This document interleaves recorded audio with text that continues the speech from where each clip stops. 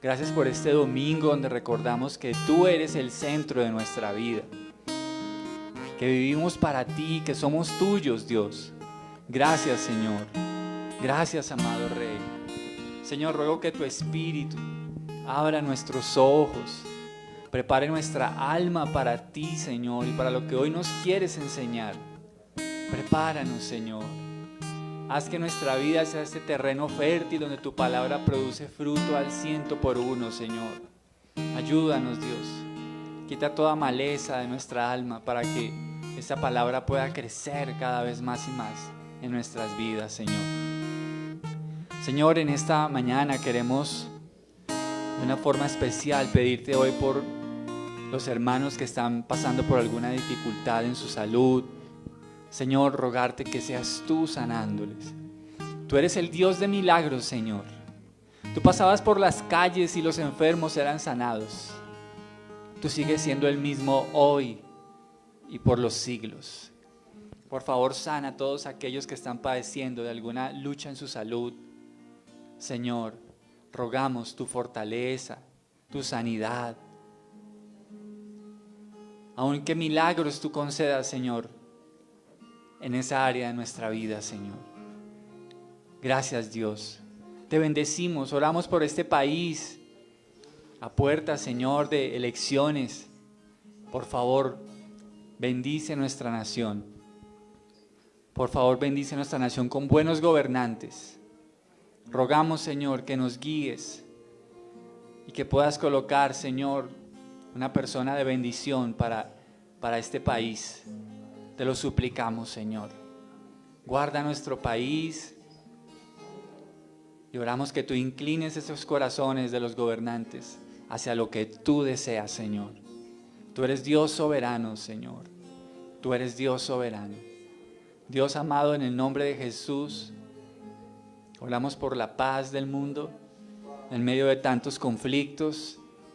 Señor, oramos por tu paz. Oramos, Señor, que traigas reconciliación, que traigas acuerdos, diálogos. Oramos por todas las personas desplazadas, Señor, en nuestro país, que han perdido su casa, que han perdido sus territorios. Pero también oramos por aquellas personas de Ucrania, Señor, que lamentablemente también han tenido que salir de su casa. Sus hogares han tenido que ser divididos, Señor. Bendito Dios, tu gracia y tu misericordia sea con cada persona en este conflicto de naciones. Padre, gracias. Gracias porque tú has dicho que tú vendrás y establecerás tu paz, Señor. Una paz perdurable y para siempre. Te damos gracias en el nombre de Jesús. Amén y amén. Amén. Gloria a Dios. Muy bien, Dios les bendiga. Sean bienvenidos todos a este tiempo de edificación, este tiempo de congregarnos. Bienvenidos, es un privilegio para mí en esta mañana saludarles. Los niños ya pueden salir, por favor, a su clase. Y bueno, después de estos días, bueno, estamos listos para continuar hablando de hechos. He querido en este día domingo adelantarme un poquitico en uno de los capítulos y quisiera que por favor pudiéramos dirigirnos al capítulo 24. Hechos 24 y vamos a leer desde el 24 hasta el 27. Hechos capítulo 24 hasta el 27.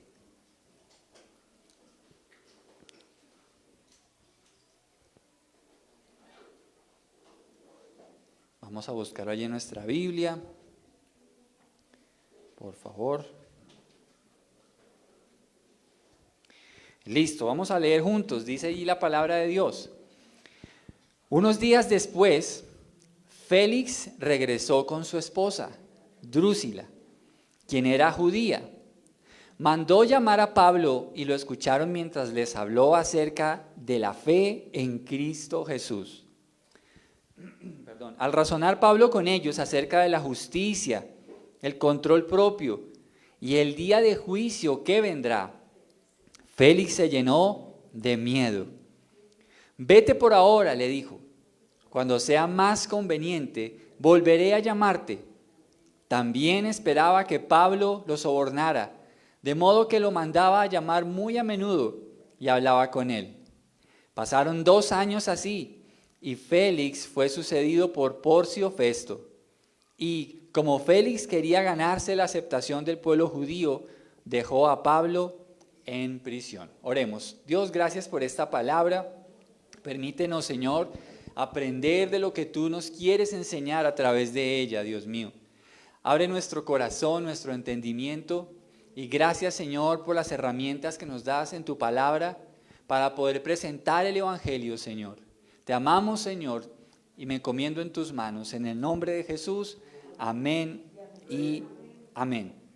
Hermanos, he querido adelantarme del capítulo 22 al capítulo 24, en razón a que, bueno, básicamente lo que sucede allí es la captura de Pablo, y quisiera que llegáramos a este punto por algunos motivos, de los cuales ya les voy a hablar. Pablo ha sido llevado ante el gobernador Félix en Cesarea, porque en Jerusalén estaba corriendo peligro su vida. Hubo unos hombres que se juramentaron que no probarían alimento hasta matar a Pablo. De eso se entera el sobrino del apóstol, y el sobrino va y le cuenta a su tío los planes que tienen, y él manda llamar al capitán de ese ejército y le pide que por favor lo proteja, que lo traslade. Entonces él termina siendo trasladado a otro lugar, que es el lugar donde estamos hablando en este momento. Ahora, Pablo tiene la oportunidad de que Félix juzgue su caso, pero hay una parte en esta conversación que me parece muy útil para que nosotros podamos ver cómo Pablo no se reservaba nada al momento de evangelizar. Una de las cosas que Dios le dijo cuando lo llamó a sus caminos era que él iba a ser llevado ante reyes para hablar en el nombre de Jesús. Y aquí estamos viendo cómo justo cuando Pablo es capturado, es presentado ante personas de mucha autoridad en la región. Y esta es una de esas conversaciones que Pablo tiene con ellos. Y quisiera que puntualmente viéramos 4 aspectos de esa conversación que son muy interesantes. Según lo que leímos, ¿qué empieza Pablo hablándole a Félix? ¿De qué le habló en primer lugar? ¿Hay algo antes de la justicia? Pero sí, también le habló de eso. De la fe, ¿cierto? Le habló acerca de la fe, ¿en quién? En Cristo Jesús. Entonces, en este punto debemos empezar a notar que pues la salvación no requiere de ninguna obra meritoria nuestra, porque ninguna obra meritoria nuestra es suficiente para ganarnos la salvación. Recordemos que la salvación no es por obras. ¿Es por qué? Por gracia, por fe, solamente en la persona de Jesucristo. Pablo está muy interesado en presentarle al Salvador a este hombre. Y le habla de que es importante la fe en Cristo Jesús. No hay acumulación ni puntuación por buenas obras que delante de Dios sea suficiente para ser salvos. Manifestar inclusive que se puede ir al cielo de otra manera es algo que ofende a Dios, porque no hay otra forma de poder ir al cielo. La oferta de salvación está dada para toda persona, no importa su nacionalidad, su color de piel, ni su condición económica, porque todos necesitamos un Salvador como Jesucristo. Félix podía sentirse seguro en su posición de gobernante. Y fíjate que hasta el momento en el que Pablo le habla acerca de la fe en Cristo Jesús, él empieza a notar cómo su vida tambalea ante las demandas de justicia divina. Ser gobernante, ser alguien en un cargo de eminencia, no será suficiente para tener una excusa delante de Dios. No podemos nosotros protegernos, argumentarnos de pronto en nuestros títulos, de pronto en nuestras posesiones, de pronto en nuestra posición en la sociedad. Eso nunca será algo para Dios válido, nunca. Por eso Félix tuvo que ser incomodado acerca de cuál era su posición delante de Dios. Él tuvo que ser incomodado. Y Pablo inicialmente le habla de que es necesario que crea en Jesucristo. Creer en Jesús, amados hermanos, es de vital importancia si queremos aspirar a una eternidad con Dios. De hecho, Juan 14:6 dice estas palabras que son categóricas. Es decir, nos deja ver claramente el Señor Jesús que no hay otro camino, que no hay otra forma de llegar a Dios, que Él no es uno de los caminos, sino que es el único camino. Dice Juan 14, versículo 6, Jesús le contestó, yo soy el camino. Y dice, la verdad y la vida. Nadie puede ir al Padre si no es por medio de mí. Es importante rescatar dos palabras en este versículo, y es la palabra Él. Yo soy el camino. Y note que no dice uno de los caminos. Él dice, yo soy el camino. No hay otro camino. Él es el único camino hacia Dios. Y dice otra palabra, nadie puede ir al Padre. Nadie. Nadie. Nadie puede ir a Dios el Padre si no es por medio de ¿quién? Por medio de Jesús. No se puede llegar a Dios sino solamente a través de su Hijo Jesucristo. Por eso Cristo es la única y verdadera esperanza de salvación para el hombre que está bajo pecado. Félix encontró que toda su posición como gobernador no era entonces suficiente para ir con Dios. Pero le fue anunciado que alguien pagó el valor necesario para que él pudiera hacerlo. No necesariamente tenía que quedar Félix lleno de terror y de miedo, porque lo que primero hace Dios en su voluntad es presentarle que en Cristo hay una oportunidad. Saben, a veces usted puede encontrarse con personas que ni siquiera les interesa saber si hay una eternidad. No sé si a usted le ha pasado, pero hay personas que ni siquiera les interesa saber si hay una eternidad. Sin embargo, a pesar de que no les interese, es menester que nosotros les anunciemos que la Biblia sí habla de una vida después de la muerte. Así no crean, pero es importante que nosotros les hablemos de parte de Dios, como dice Pablo, y en nombre de Dios. Recuerde que una de las funciones de la iglesia es ser embajadores de Cristo. Somos embajadores del reino de los cielos y cuando hablamos en nombre del Rey. Por eso, aunque haya gente que no le interese, es importante que nosotros se lo anunciemos. No sabemos si en un futuro o de pronto en esa conversación esa persona pueda decir y quedar inquieta a través de si en realidad habrá vida después de la muerte. Creo que eso es algo que el cristianismo nos lo deja ver claramente. Pensemos en algunos sucesos de resurrección. Tenemos el caso de las personas que resucitó Elías, ¿verdad? Tenemos el caso de las personas que resucitó Jesús, ¿verdad? Pero tenemos a Jesús viniendo de la misma muerte, diciéndonos que en realidad hay algo después de ella, que Él es Señor inclusive de la muerte. Mis hermanos, qué bueno es que nosotros podamos a veces utilizar este tipo de evangelismo que a veces confronta las conciencias. Porque a veces, lamentablemente, confundimos el evangelismo con un mensaje de mucho cariño, mucho amor, y creo que está bien, pero no podemos olvidar las demandas de justicia de Dios. Por eso, insisto, Jesús no es uno de los caminos, es el único que hay. Y no hay forma de llegar a Dios sino solamente por Él, porque Él es el camino. Pablo empezó a hablarle a ellos sobre la gracia y el amor de Dios a través de Jesucristo. Pero ahora, en los siguientes puntos que va a hablar con ellos, les va a hablar de las demandas de todo ser humano para con Dios. Así como hay gracia, hay también unas demandas de Dios para toda la humanidad. No puede haber un entendimiento claro del Evangelio si solo pensamos en la gracia, pero no recordamos que hay unas demandas divinas sobre toda la humanidad. Hay demandas divinas sobre toda la humanidad. Y después de que Pablo le habla acerca del Evangelio, de la gracia de Dios, que seguramente se lo explicó ampliamente, entonces Pablo tiene que acudir a otros aspectos. Dice en lo que leímos que Pablo les habló acerca de la fe en Cristo Jesús. Y dice el 25, al razonar Pablo con ellos acerca de la justicia, el control propio y el día del juicio que vendrá, Félix se llenó de miedo. Entonces, aquí está la otra parte. Vemos que por un lado está la gracia, el amor de Dios. Pero Pablo también acude a otra parte que es muy importante, y son las demandas de Dios para toda la humanidad.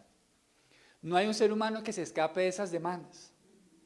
Ninguno de nosotros se escapa. Así como todo aquel que cree puede ser salvo, también toda persona que rechaza se expondrá a estas demandas. Y eso te incluye a ti y me incluye a mí. Todos estamos allí. Y Pablo, después de hablar el Evangelio, le habla acerca de la justicia. La justicia. Y me encanta porque es como si Pablo le dijera, listo, te hablé de la parte bonita, pero ahora te quiero hablar de la parte donde la cosa se pone color de hormiga, para que entiendas la bondad de Dios de la que te acabo de hablar.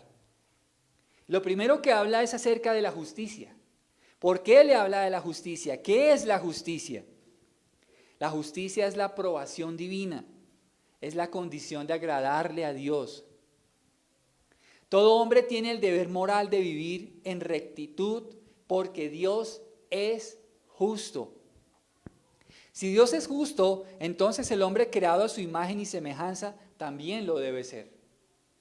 La palabra dice, sean santos porque yo soy santo. Y quisiera que miráramos, vamos a hacer una lectura un poco larga, pero bueno, chévere porque también vinimos a eso, ¿verdad? Vinimos a leer la Biblia. Quisiera que me acompañe por favor en el libro de Daniel. Y vamos a leer en el capítulo 5 los primeros rápidos 28 versículos. ¿Listo? Vamos a leer desde el 1 al 28. Quise que fuera algo menos, pero la verdad es que necesito todo ese contexto para decirle lo que le quiero decir.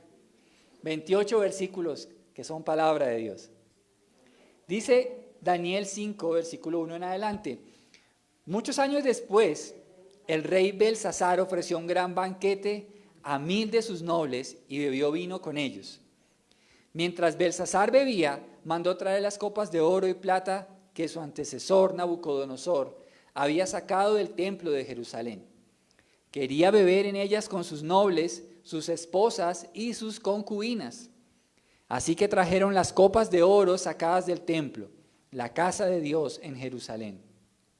Y el rey y sus nobles, sus esposas y sus concubinas bebieron en ellas. Mientras bebían en las copas, rindieron culto a sus ídolos de oro, plata, bronce, hierro, madera y piedra. De pronto vieron los dedos de una mano humana que escribía sobre la pared blanqueada del palacio del rey, cerca del candelabro. El propio rey vio la mano mientras escribía y el rostro se le puso pálido del susto. Le temblaron las rodillas a causa del miedo y se le aflojaron las piernas.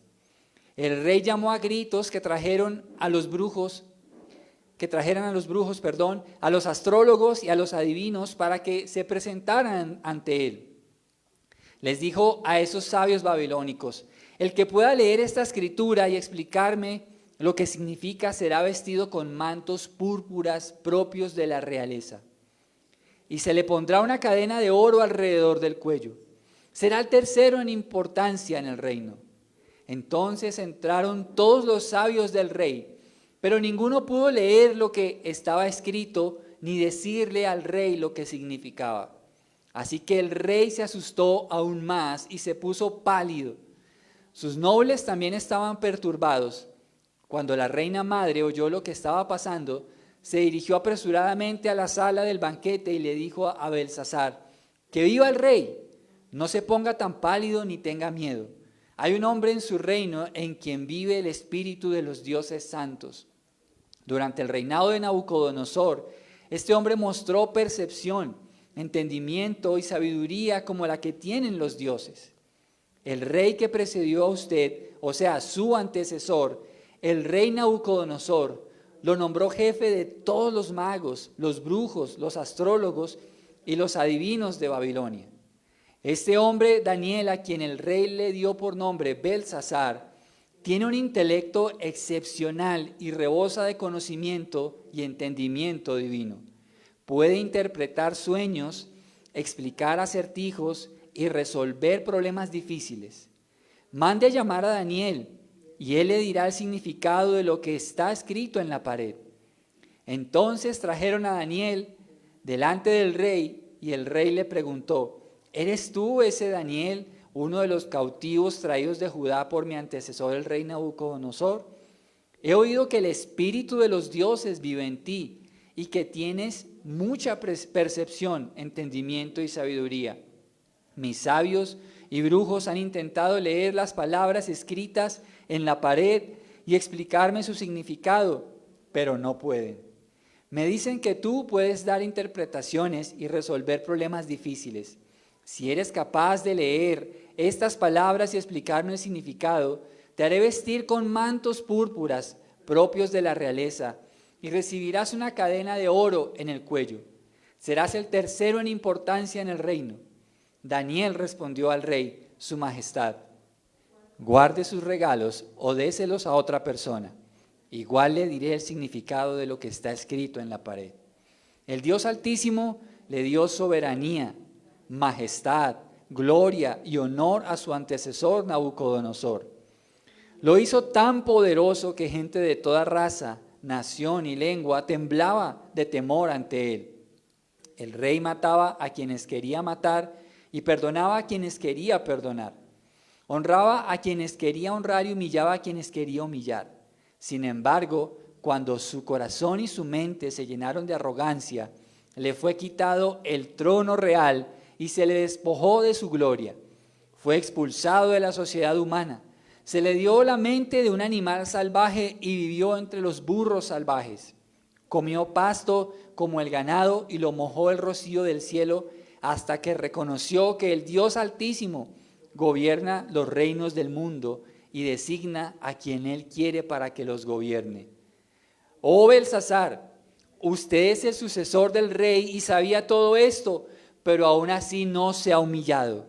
Todo lo contrario, usted desafió con soberbia al Señor del cielo y mandó traer ante usted estas copas que pertenecían al templo.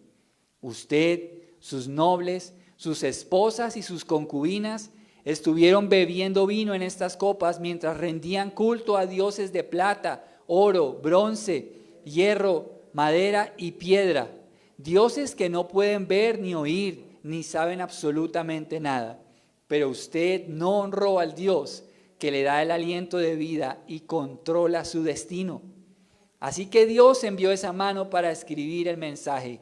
Este es el mensaje que se escribió. ¿Lo quieren saber? Nos vemos el próximo domingo, no mentiras. Dice Mené, Mené, Tekel y Parsin. Y el significado de las palabras es el siguiente.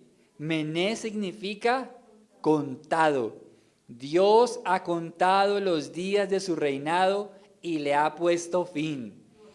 Tekel significa pesado. Usted ha sido pesado en la balanza y no dio la medida. Parsin significa dividido. Su reino ha sido dividido y dado a los medos y a los persas. ¡Wow! Estos son los profetas, mire. Estos no se van con rollos, son así de frente. Hermanos, ¿por qué hablando de justicia he querido citar toda esta porción de Daniel? Hermanos, por una sencilla razón. Porque todos delante de Dios somos pesados en balanza. Todos. Y usted mira la historia de el rey, se va a dar cuenta de que no honró a Dios. Probablemente él no tendría que rendirle cuentas a nadie, aparentemente. hasta que Dios decide darle una amonestación severa a su vida. ¿Por qué? Porque Dios demanda justicia. ¿Qué le ofendió a Dios? Primero, pues sabemos que esas copas eran del mobiliario del templo. Así que esas copas eran usadas tenían un uso santo. En segundo lugar, fueron usadas mientras se adoraba a ídolos. Lo cierto es que, miren, qué bueno es que nosotros no perdamos de nuestra memoria las cosas que Dios hace por nosotros y por la gente que conocemos. Porque si se da cuenta, este fue también un argumento que Dios usó para acusar a este hombre. Tú sabes todo lo que Dios hizo, cómo Dios se manifestó a través de estos exiliados y sin embargo no temiste. Tú sabías que tu antecesor fue humillado por Dios, Nabucodonosor. Tú sabes que vivió como una bestia, perdió su entendimiento hasta que reconoció que Dios es el Altísimo. Y tú lo sabías, es un argumento que le dice Daniel, tú lo sabías y sin embargo no temiste. Por eso, miren, y esas palabras, yo imagino, es que la escena es fuerte. Imagínense esa mano, una mano que de repente él estaba en tremenda rumba, sí, porque el hombre estaba enfiestado, ¿verdad? Él estaba enfiestado. Y estaba ya adorando sus ídolos y toda la cosa, el desorden que todo eso pudo generar, y de repente sale una mano y tan le escribe. 2 veces dice este texto que se puso pálido y que temblaba, es decir, estaba paniqueado el hombre. ¿Sí? Entonces, y peor pues que le escriban en un idioma que no entiende. O sea, es un mensaje, ¿y qué querrá decir? Hasta que, bueno, aparece nuevamente este precioso hombre Daniel. Y él le dice, ¿no? Lo que significa. Le dice, mire, mijito, sus días como rey están contados. Pero usted ha sido pesado en balanza.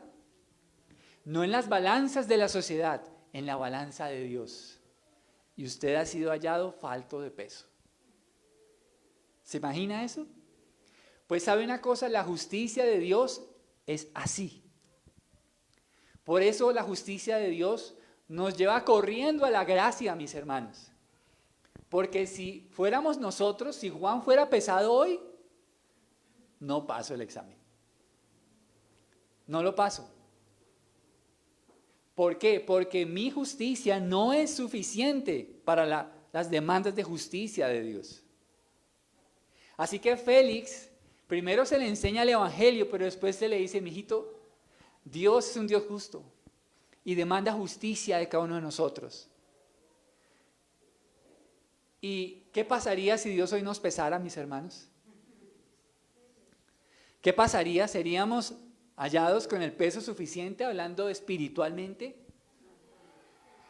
Le tengo una buena noticia. No se angustie porque la verdad es que ninguno de nosotros tiene ese peso. Pero hay algo que va a inclinar la balanza totalmente hacia la justicia de Dios. ¿Sabe qué es? La fe en Jesucristo. Porque si creemos en Él, somos hechos justicia de Dios, dice 2 Corintios capítulo 5. Si creemos en Él, la justicia de Dios es satisfecha. Porque la rectitud de Dios ha sido cargada a nuestro favor si creemos en Cristo. Pero sin Cristo, la balanza estará inclinada tediosamente hacia la ausencia de peso que demanda Dios de cada uno de nosotros. Qué tremenda es la justicia. Qué tremenda es la justicia. Mis hermanos, a veces las demandas de Dios sobrepasan tremendamente nuestros esfuerzos. Porque por más que lo intentemos, jamás lo podremos lograr sin Cristo. Sin Cristo. Esta noticia es desgarradora para aquel que quiera tener una vida eterna sin Dios, sin Jesús. Pero es una muy buena noticia si entendemos que Dios ha ofrecido a su Hijo para que esa demanda sea satisfecha. Es una muy buena noticia. Pues sí, ¿conocía Dios la vida de este rey? Claro. No hay absolutamente ningún detalle que se escapara a su mirada omnisciente. Todo Dios lo ve. todo. Y así como eso me llena de gozo, también me llena a veces de vergüenza, porque Dios todo lo ve. A veces hay personas que dicen, no, es que a mí el que me juzga es Dios. ¿Y no les da miedo decir eso? Es que el único que me juzga es Dios. ¿Y no te preocupa eso? ¿No te preocupa que sea Dios quien te juzgue? Porque a veces es como, no me diga nada porque a mí el que me juzga es Dios. Bueno, ¿y no te preocupa eso?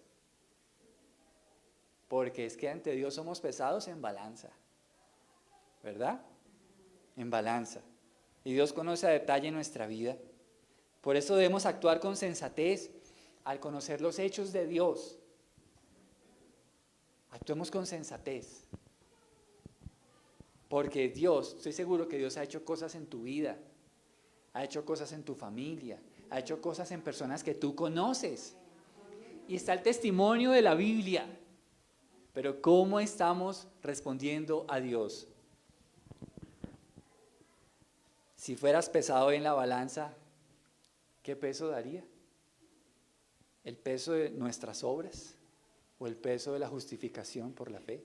¿Cuál sería el peso que daría esa balanza divina? Imagínate, si Dios miró con tanto detalle la vida de este rey, ¿qué le impide mirar la nuestra? Así que Dios demanda justicia de la humanidad. Y es lo que Dios quería demandar de este gobernador Félix, persona con la que Pablo está teniendo esta conversación. La justicia, estimado gobernador. Si usted no escucha el Evangelio, debe saber que ante Dios usted debe responder con justicia. Con justicia. Mis hermanos, a veces, vemos la maldad que hay en el mundo, eso no lo podemos negar. Y a veces uno mira, no hay gente que se sale con la suya. Ay, mis hermanos, pero le digo una cosa, de la justicia de Dios, nadie se escapa. Nadie. Y ahorita lo vamos a ver de una forma más clara.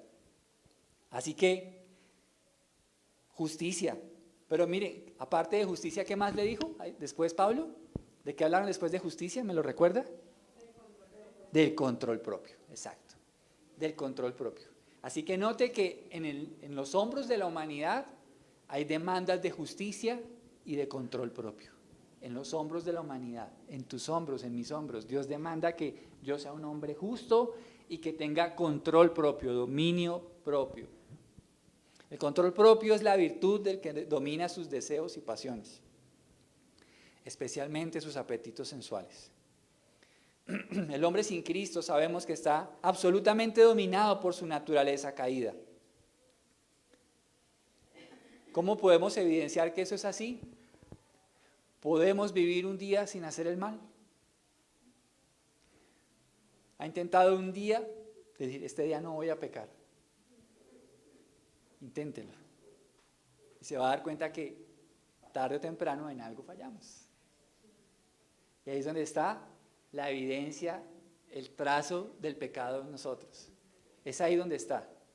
Así que necesitamos control propio, no solamente por la demanda de justicia, necesitamos que una fuerza sobrenatural nos ayude a dominar esa naturaleza caída, esa carne que fue educada por todo ese tiempo que crecimos sin Dios.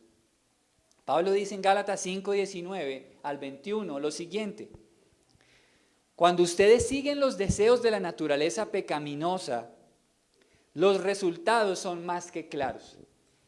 Y esto es bueno para que nosotros hagamos una evaluación, un diagnóstico de si en realidad estamos actuando y viviendo espiritualmente. Mire lo que dice, cuando nosotros seguimos esos deseos, mira cuál es la evidencia: inmoralidad sexual, impureza, pasiones sensuales, idolatría, hechicería, hostilidad, peleas, celos, arrebatos de furia, ambición egoísta, discordias, divisiones, envidia, borracheras, fiestas desenfrenadas y otros pecados parecidos. Si en realidad estamos actuando espiritualmente, esto no se va a ver en nuestra vida. ¿Sabes por qué? Porque esto es lo que domina la naturaleza caída. Pero Pablo dice, permítanme repetirles lo que les dije antes. Cualquiera que lleve esa clase de vida no heredará el reino de Dios. Necesitamos dominio propio. Y ese dominio propio lo provee el Espíritu Santo. El Espíritu Santo nos da dominio propio. La Escritura dice que Dios no nos ha dado espíritu de cobardía, sino de poder, amor y de dominio propio. Necesitamos correr cada mañana, cada día, al trono de Dios para pedirle, dame dominio propio. Basta ya de esas excusas de que es que yo soy así. Nada de eso. Necesitamos ir de rodillas al trono de Dios. Decirle, Señor, te suplico, dame dominio propio en esta área de mi vida. Ayer veía un programa en un canal cristiano y estaba contento, me gustaba el tema. Hasta que empezaron a hablar un par de llamémoslo conferencistas, y empezaron a hablar acerca de un tema de maldiciones generacionales. Y empezaron a decir que el homosexualismo es una maldición generacional. Y yo me quedé como pensando, y dije, momento.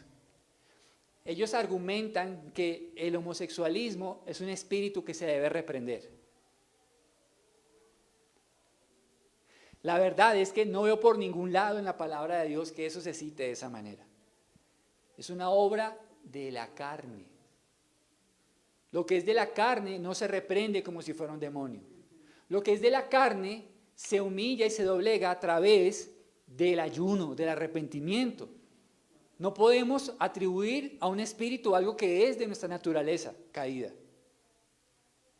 Y para eso se necesita dominio propio. Dominio propio. El Espíritu de Dios es el único que nos puede ayudar a que esos deseos pecaminosos sean transformados.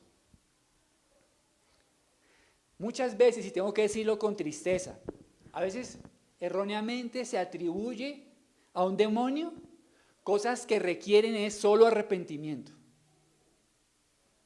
Y entonces la persona va a su consejero y ore por mí, reprenda esto y no pasa nada. ¿Sabe por qué? Porque en esa persona no hay arrepentimiento. Y no va a pasar nada porque eso no lo hace un espíritu. Eso lo hace la naturaleza caída. Lo hacen los deseos pecaminosos. Es por eso. Por eso cuando Pablo habla de inmoralidad sexual, impureza y pasiones sensuales, no lo atribuye a un espíritu. Está hablando de qué cosas, mis hermanos. De la carne. Él no está hablando de que eso con una reprensión se va. Él no habla de eso.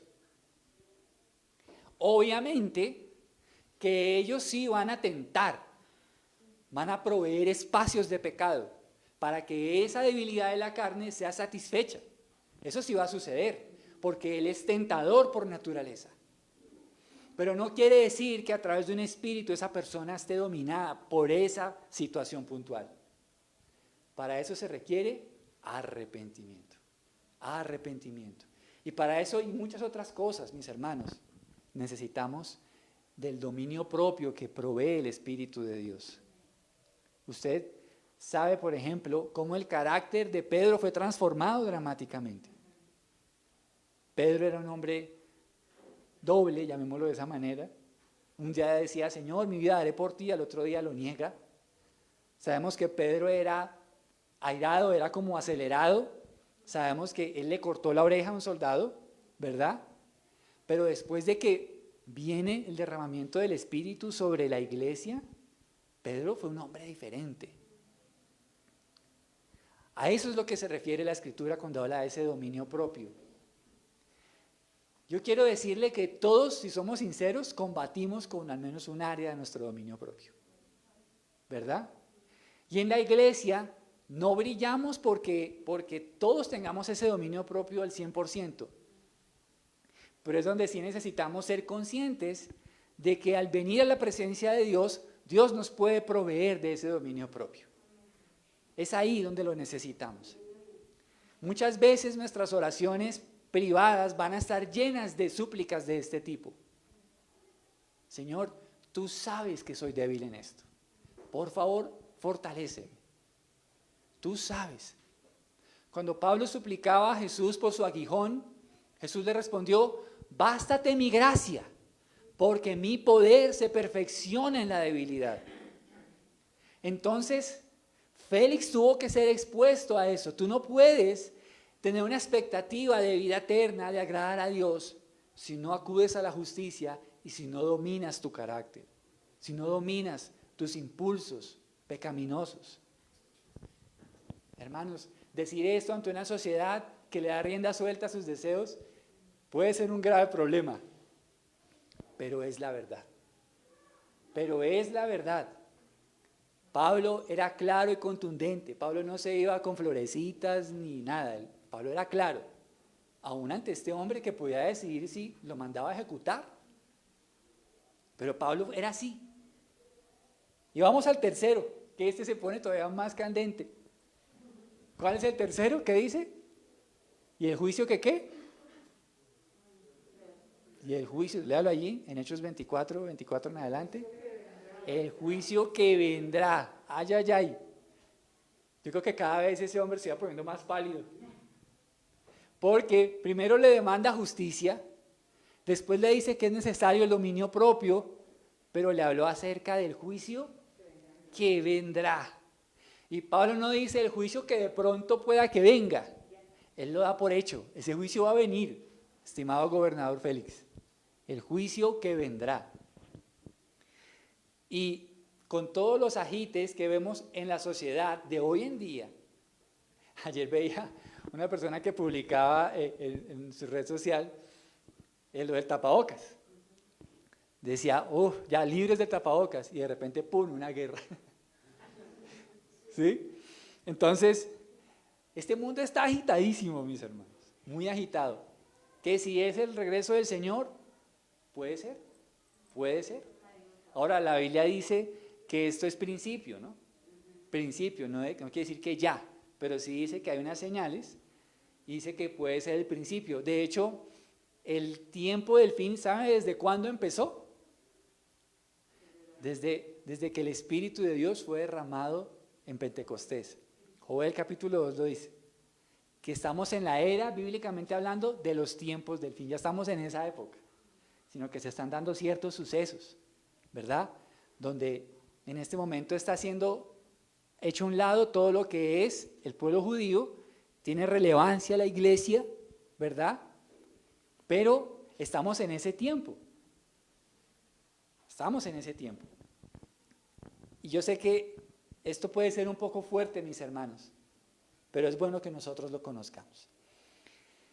Si algo que debemos tener en cuenta es el día del juicio. ¿Por qué? Porque Dios es justo. Y como lo dije hace un momento, del juicio de Dios nadie se va a escapar. Por eso, si usted está en Cristo, si usted ha puesto su fe en el Señor Jesucristo, el día del juicio ya pasó para usted. ¿Sabe por qué? Porque su juicio fue puesto sobre Jesús en la cruz. Pero este día de juicio es para todos aquellos que rechazaron a Jesús. Es para ellos. Si usted ha creído en Jesús, usted no va a pasar por esto que vamos a leer hoy. Pero lo importante es que usted lo conozca. Vamos a Apocalipsis 20. Dice, pastor, pero usted se vino con todo, está muy fuerte. Pero mis hermanos, ¿qué hacemos si este es el discurso de Pablo? Apocalipsis 20, 11 al 15. Mira lo que dice allí Juan, hablando inspirado por Dios. Apocalipsis 20, 11 al 15. Dice, y vi un gran trono blanco, y al que estaba sentado en él. La tierra y el cielo huyeron de su presencia, pero no encontraron ningún lugar donde esconderse. Vi a los muertos, tanto grandes como pequeños, de pie delante del trono de Dios. Los libros fueron abiertos, entre ellos el libro de la vida. A los muertos se les juzgó de acuerdo a las cosas que habían hecho, según lo que estaba escrito en los libros. El mar entregó sus muertos, y la muerte y la tumba también entregaron sus muertos. y todos fueron juzgados según lo que habían hecho. Entonces la muerte y la tumba fueron lanzados al lago de fuego. Este lago de fuego es la segunda muerte, y todo el que no tenía su nombre escrito en el libro de la vida fue lanzado al lago de fuego. Hermanos, es el juicio que vendrá. Es el juicio que vendrá.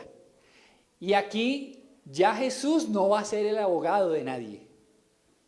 Va a ser el juez de los que lo rechazaron. Porque Él es el abogado de su iglesia. Pero de los que no creyeron, Él no es su abogado. No los puede representar. Es más, en este evento de Apocalipsis, Él será su juez. Él será su juez. Y dice que la gente va a querer huir ante el juicio, pero no van a poder huir de su presencia.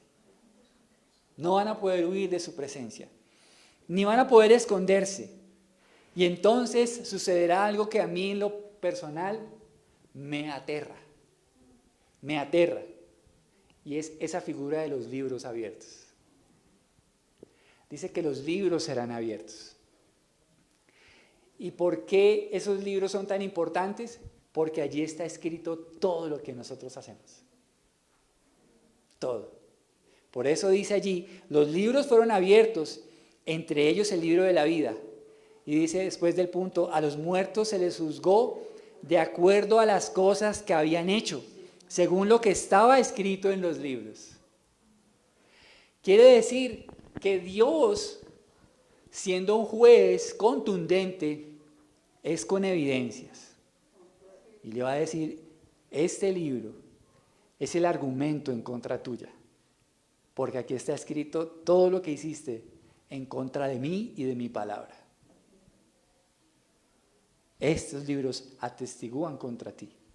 Estos libros son el testimonio de todos mis argumentos del por qué voy a hacer lo que voy a hacer. ¿Sí se da cuenta? Qué aterrador es esa figura. Por eso insisto, cuando la gente dice, no es que Dios es quien me juzga. Mire, ¿no le preocupa eso? ¿Por qué? Porque, hermanos, en ese lugar que es el trono blanco, ese lugar ya no es para premios ni nada de eso. Es un lugar de juicio. De juicio. Y entonces los libros serán abiertos. Pero ¿qué pasa? Todo el que está escrito en el libro de la vida no pasará por ese juicio. Porque ya la demanda de justicia de Dios fue satisfecha en Jesucristo. Él murió en nuestro lugar para que nosotros no vayamos a este juicio. Pero solo hay dos maneras, mis hermanos, de presentarnos ante Dios. Como justificado por la fe o como condenado por nuestros pecados. Solo hay dos. No hay una intermedia. Solo hay dos. Justificado por la fe o condenado por nuestros propios hechos. O puedes ir como hijo adoptivo. O puedes presentarte ante Dios como una criatura digna de condenación. Solo hay dos maneras. No hay una intermedia, solo hay dos. También hay dos lugares diferentes en los cuales las personas se encontrarán con Dios. Ayer miraba una entrevista que estaban dando en un programa que se llama Se dice de mí. Salió una actriz muy conocida, que fue la protagonista de Amar y Vivir, la primera versión, que la hizo con ese señor Motoa. Y ella contaba en su historia que después de un tiempo, ella hizo un papel en una serie que se llama, es la historia de una mujer que era poseída por José Gregorio Hernández. Y ella era la actriz. Y ella, para caracterizar su personaje, va y se entrevista con la persona de la historia. Y entonces cuando ella la cita, dice que ella dice que José Gregorio empezó a hablarle. Y que ella se empezó a fascinar. ¡Ay, qué chévere que me hable José Gregorio!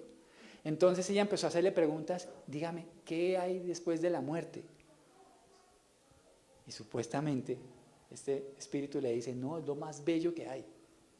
Es lo más bello que hay, eso es lo mejor que te puede pasar. Y ella empezó a sentir presencias. De hecho, ella llega a su casa y en su casa empiezan a caerse la vajilla. Todo esto se lo puede ver en el programa. Se cae la vajilla. Y ella dice, ay, ¿será mi papá que ahora quiere hablar conmigo? Porque su papá había muerto. Entonces ella habla y le dice, habla con una amiga que hablaba con los supuestos espíritus y le dice, si es que su papá quiere verlos, quiere hablar con ustedes, que si le da permiso de que los visite.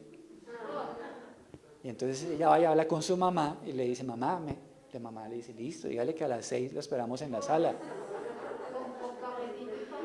Y efectivamente, la cita se da. ¿Sí? La cita se da. Pues mis hermanos, solo hay dos formas de presentarnos delante de Dios. Y aunque estos espíritus, porque ellos son engañadores, digan que después de la muerte es muy bonito, sí, es muy bonito, solo si estamos en Cristo.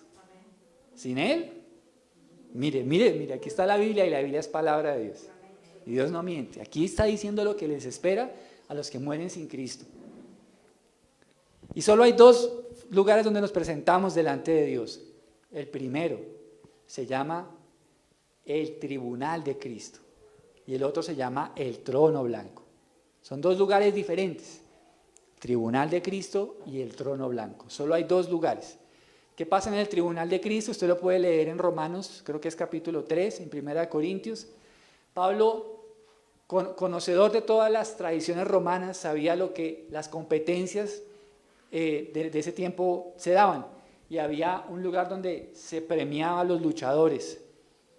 Y él decía que así como ellos se premiaban, así Jesús va a premiar a todos sus hijos que sirvieron a Él, que hicieron algo en la obra. ¿Sí? O sea que lo que hagamos si tiene un reconocimiento de parte de Dios. Eso se va a dar en el tribunal de Cristo. El tribunal de Cristo no es un lugar de juicio. El tribunal de Cristo, allá no va a ir un incrédulo y va a ser sacado de ahí. No, allá solo van los creyentes. Pero hay otro segundo lugar que es este de Apocalipsis. El trono blanco. El trono blanco. Aquí no es un lugar para premios. Aquí no van los redimidos, sino van los impenitentes, ¿verdad? Van ahí y serán juzgados. Ahí no es un lugar de premios. Solo hay dos lugares. Solo hay dos lugares al cual puede presentarse una persona delante de Dios. Tribunal de Cristo o trono blanco, ¿verdad? Entonces, mis hermanos, bendito sea Dios que para nosotros los creyentes nuestro juicio cayó sobre Cristo. Imagínese usted si usted fuera Félix, quiero que piense cómo hubiera reaccionado ante estos puntos que Pablo les pone. Le dice, Félix, Dios tiene gracia, salvación a través de su Hijo. Ha sido ampliamente generoso a pesar de nuestras múltiples maldades. Pero debes conocer que Dios demanda justicia, dominio propio y que va a juzgar a la humanidad. Debes saberlo. ¿Qué haría usted? ¿Sabe qué hizo Félix? Mire lo que hizo Félix. Allí en Hechos 24 dice el versículo 25, Félix se llenó de miedo. Félix se llenó de miedo y le dijo, vete por ahora, le dijo, cuando sea más conveniente, volveré a llamarte. ¿Qué podemos asumir de la respuesta de Félix ante el anuncio de la gracia y de la justicia de Dios? Sencilla y llanamente que rechazó el Evangelio. Lo rechazó. Por más, imagínese usted una evangelización de Pablo. Imagínese usted sentarse y que Pablo lo evangelice a uno y yo digo, Dios mío. Con todo y eso, Félix dijo, me da miedo. Y lo mandó a callar, evitó seguir el tema. Su conciencia estaba ardiendo en llamas. Ardiendo en llamas. Y dijo, no quiero escuchar más eso. Lo que podemos deducir es que Félix no recibió el mensaje del Evangelio. Pablo le predicó del amor y de la gracia de Dios, pero al reaccionar con temor, demostró que su corazón seguía en densas tinieblas. Cuando una persona toma esa reacción, ¿sabe qué significa? Prefiero seguir en los deleites del pecado. No quiero correr a Dios, porque eso demanda cambiar mi vida. No quiero. A veces uno le comparte a las personas y dice, oiga, está tan chévere lo que usted me cuenta. Me gusta, pero sus vidas siguen siendo las mismas. ¿Sí? Entonces, mira, Félix tuvo temor, pero él quería seguir cobijado con la manta de la oscuridad. No quiero que mi vida pecaminosa sea expuesta. Déjame tranquilo. Yo quiero seguir aquí. Quiero seguir revolcándome en este lodo de perdición. Por más que tú me hables de Dios y de su amor y de su justicia, yo quiero seguir acá. Eso es como cuando Moisés va a orar por las ranas que estaban en el palacio de Faraón. ¿Sabe usted que Moisés se presenta ante Faraón y le dice, indícame cuándo quieres que ore para que las ranas se vayan? ¿Sabe qué le respondió Faraón? Mañana. Mañana. Y a veces el Señor nos anuncia que tiene perdón, gracia, y a veces decimos, mañana, otro día, hoy de pronto no. Deme tiempito. Tengo un viaje. Tengo una amiga. Tengo un amigo. Tengo un viaje. Deme tiempo que lo voy a hacer. Téngame paciencia. Pero lo que pasa es que nosotros no sabemos si hay un mañana. El día es hoy. Hoy. No sabemos si hay un mañana. Félix decidió seguir en tinieblas, aún después de que la luz de la gloria de Dios le fue revelada a través de la predicación del Evangelio. Así que él escoge las tinieblas. En el comentario de Matthew Henry al respecto dice lo siguiente, abro con comillas: se contentó con un temblor al temer ante las consecuencias del pecado, pero sin llegar a arrepentirse del pecado mismo. No quiso luchar contra su convicción, por lo que se quedó en corrupción. Como un deudor apenado, pide demora para pagar. Esa oportunidad no llegó jamás. Jamás, dice Matthew Henry acerca de estos versos. Con esto, Félix asumió que las demandas de justicia y de dominio propio serían la causante de su juicio delante de Dios. Él mismo se enterró el cuchillo al rechazar la predicación. Por eso, mis hermanos, el evangelismo es algo serio. Esto no es algo que, tan lindo de los cristianos como van y evangelizan. No, mis hermanos, esto es una cosa muy seria, que nosotros podamos anunciar el evangelio a las personas que conocemos. Versículo 26, mira lo que dice. También esperaba que Pablo lo sobornara, de modo que lo mandaba a llamar muy a menudo y hablaba con él. ¿Cuáles intereses habían en Félix? También intereses económicos. Miren lo corrompido de este hombre, ¿no? No solo pospone, sino que en realidad su corazón estaba en el dinero. Raíz de todos los males es el amor al dinero. No estaba dispuesto a entregar su vida y sus beneficios por someterse a Dios. Él escogió lo pasajero y rechazó lo eterno. Amó las cosas terrenales y desechó lo celestial, porque era un hombre con intereses meramente terrenales. Así que, ¿qué pasó con esa oportunidad? Mire lo que dice el versículo 27. Pasaron 2 años así, y Félix fue sucedido por Porcio Festo, y como Félix quería ganarse la aceptación del pueblo judío, dejó a Pablo en prisión. La voluntad de Dios, sin embargo, era que Pablo permaneciera en la cárcel, tenemos que decirlo. ¿Para qué? Porque Dios le dijo a Pablo que él tendría que dar testimonio delante de reyes. De pronto Pablo esperaba hacerlo de otra manera, pero lo cierto es que la voluntad de Dios se cumple sí o sí. Y Pablo fue ante los reyes, no como esperaba, sino como un preso. Pero estando en su condición de preso, les predicó el evangelio. El próximo domingo veremos otra cita que tiene con un rey, con el rey Agripa. Pero, ¿qué pasó? Pasaron 2 años, increíble, 2 años, viéndose con Pablo, hurgándole los bolsillos. Pablo, yo veré, yo lo dejo ir, pero ¿cómo vamos ahí? Hurgándole los bolsillos, buscando una tajada. Un hombre que rechazó el evangelio. Hermanos, qué importante es que nosotros veamos la contundencia del evangelio. Qué bueno que nosotros, miren, nos vamos a enfrentar a diferentes tipos de personas.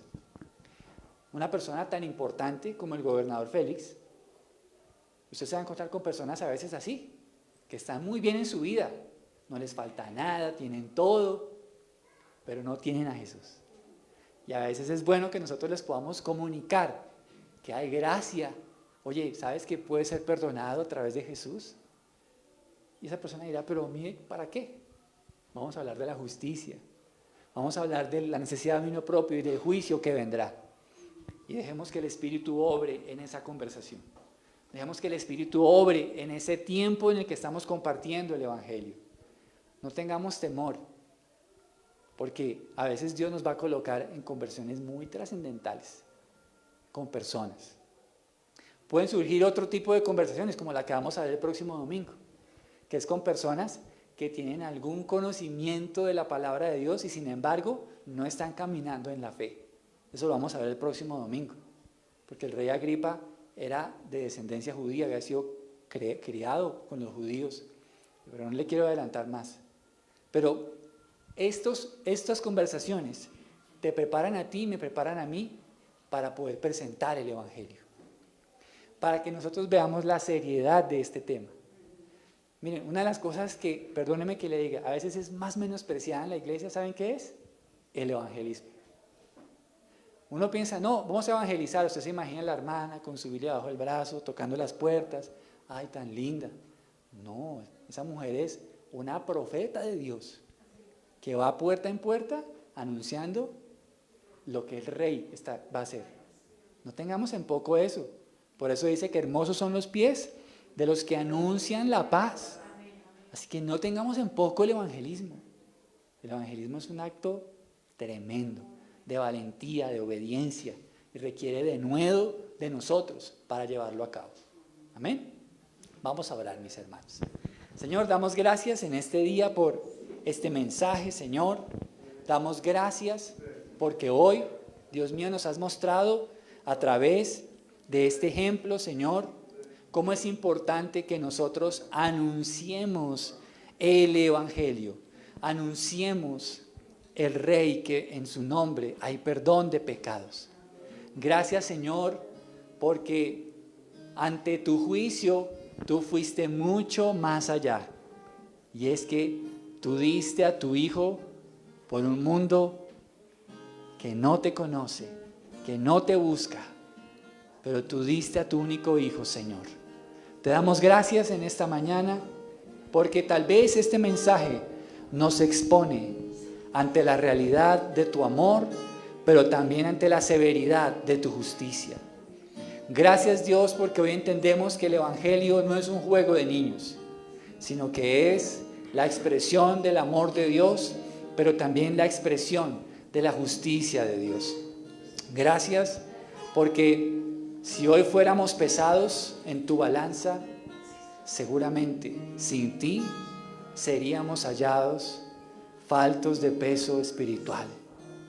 Gracias, Señor, porque tú inclinaste esa balanza gloriosamente hacia ti al colocarnos la justicia tuya sobre nosotros, por la fe en Cristo.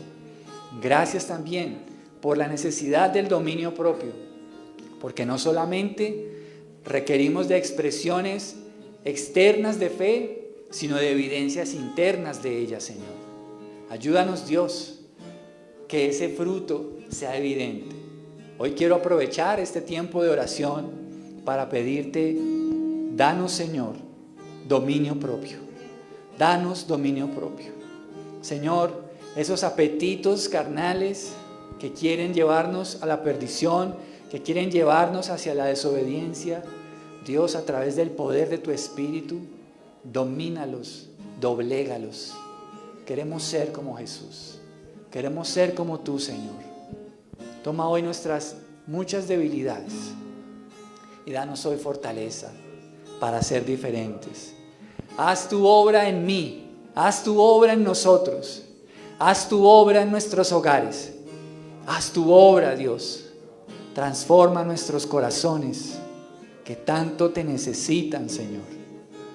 Y Señor, gracias porque hoy entendemos la severidad del juicio venidero.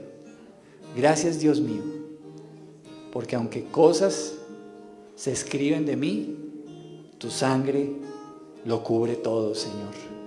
Muchas gracias, porque no quiero ir a ese lugar de juicio. No quiero enfrentarme ante tus demandas rectas y justas para mí. Las reconozco mis debilidades, mis pecados, pero hoy, Señor, acepto que solo Jesús es mi único Salvador, que solo a través de Él puedo ser librado de verte como mi juez, y ahora te puedo ver como un padre. Ahora tú eres mi abogado, mi defensor. Señor, tú defiendes mi caso delante de Dios y tú siempre sales vencedor, porque tu muerte es suficiente. Bendito Dios. Gracias, gracias, gracias, Señor. Gracias. Te amamos. Gracias, Señor. Danos sabiduría al predicar el Evangelio. Ayúdanos a ser valientes, claros, y a no a quitarle a la palabra ni a ponerle, sino ser claramente dominados por tu palabra cuando exponemos el Evangelio. Gracias, Dios mío. En el nombre de Jesús, límpianos y lávanos. Amén y amén. Amén. Vamos a tener hoy la Santa Cena, así que mi guitarrista no se me vaya. Gracias. Vamos entonces a tener este tiempo y mientras nuestros hermanos nos ayudan pasando el pan y el vino, quiero que vayamos meditando, ¿verdad? Vayamos meditando si hay algo de lo cual debiéramos arrepentirnos. Hay algo de lo cual nosotros debiéramos pedirle perdón a Dios. Meditemos en ello. Muchas gracias. Meditemos en ello. Tomémonos este minuto para hablar con Dios. Tomémonos este minuto y pidamos perdón si en algo debemos pedir perdón.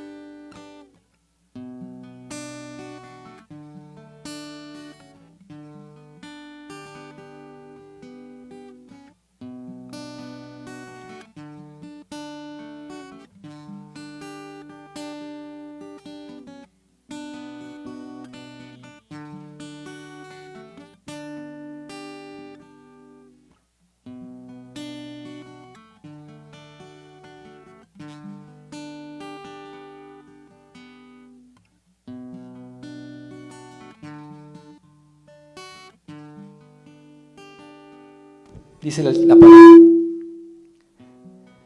dice la Escritura, pues yo le transmito lo que recibí del Señor mismo. La noche en que fue traicionado, el Señor Jesús tomó pan y dio gracias a Dios por ese pan. Luego lo partió en trozos y dijo, esto es mi cuerpo, el cual es entregado por ustedes. Hagan esto en memoria de mí. Comamos del pan y demos gracias a Él por su sacrificio.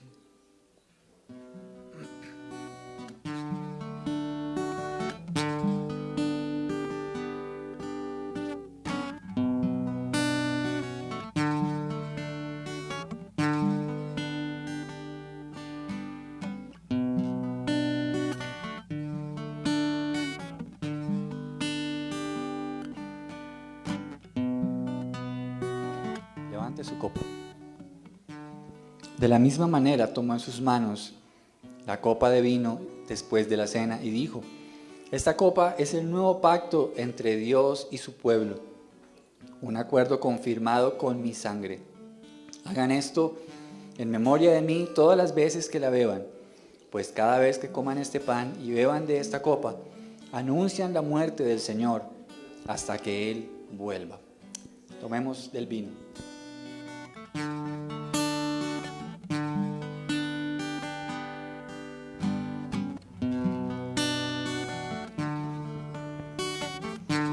Señor, te damos gracias.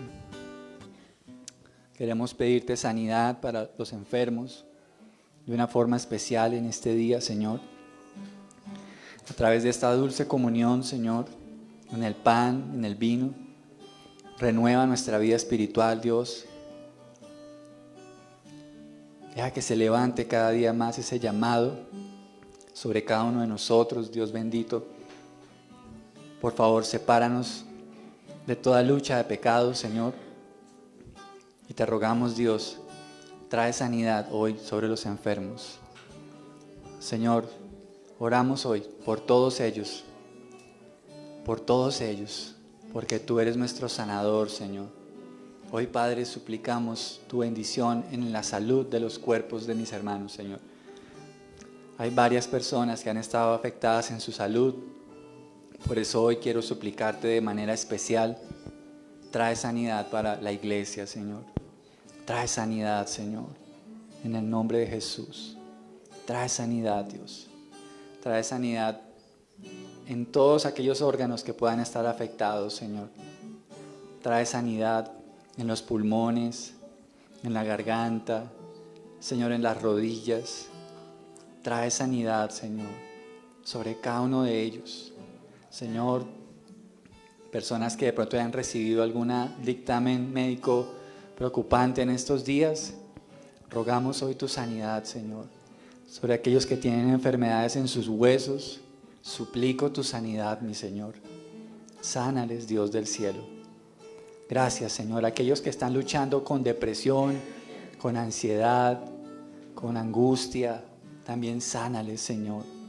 Derrama en este lugar y en las casas sanidad, Señor, trayendo gozo, una renovación maravillosa, Señor. Qué bello eres tú, Señor. Te amamos. Gracias por esta palabra.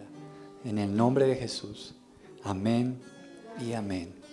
Mis hermanos, finalmente, aquellas personas que voluntariamente deseen apoyar este ministerio con sus ofrendas, se los agradecemos inmensamente. Que Dios les multiplique.